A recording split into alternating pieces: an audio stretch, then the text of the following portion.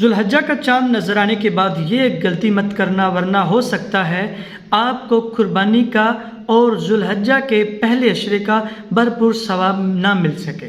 تو پیارے دوستو، نبی کریم علیہ السلام کا فرمان لشان سنن ترمذی کے اندر موجود ہے۔ سنن ترمذی کی 1523 نمبر حدیث ہے۔ آپ علیہ السلام نے ارشاد فرمایا، جو بندہ ذوالحجہ کا چاند دیکھ لے اور قربانی کرنے کا ارادہ کرتا ہو تو اس سے چاہیے کہ جب تک وہ بندہ قربانی نہ کر لے تب تک اپنے بال اور ناخن نہ کاٹے۔ تو یہ آپ علیہ السلام کی سنت بھی ہے اور آپ علیہ السلام کا حکم بھی ہے کہ جو بندہ قربانی کرنا چاہتا ہو اپنے بال بھی نہ کاٹے اور اپنے ناخن بھی نہ کاٹے حتیٰ کہ وہ اپنی قربانی کر لے۔ تو نبی کریم علیہ السلام کے حکم کو ہمیں ماننا چاہیے۔ اگر آپ کے حکم کو نہیں مانیں گے تو ہمیں گناہ ہوگا، یہ سب مسلمان جانتے ہیں۔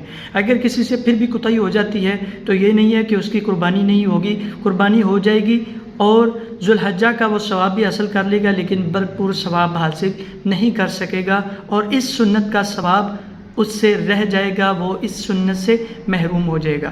تو ہم سب کو چاہیے آج یا کل 28 تاریخ کو یا 27 تاریخ کی رات کو ذوالحجہ کا چاند نظر آ جائے گا تو ہمیں چاہیے کہ ہم اس سے پہلے اپنے بال اور ناخن کو کاٹ لیں، اپنے ناخن کو تراش لیں، تاکہ ہم بھی آپ علیہ السلام کی سنت پر عمل کر کے بھرپور قربانی کا بھی اور ذوالحجہ کے عشرے کا بھی بہترین ثواب اور بھرپور ثواب کما سکیں۔ تو اللہ پاک سے دعا ہے اللہ پاک ہم سب کو عمل کرنے کی توفیق عطا فرمائے۔ اپنا بہت سارا خیال رکھیے گا، اپنے گھر والوں کا، اپنے پیاروں کا بہت سارا خیال رکھیے گا۔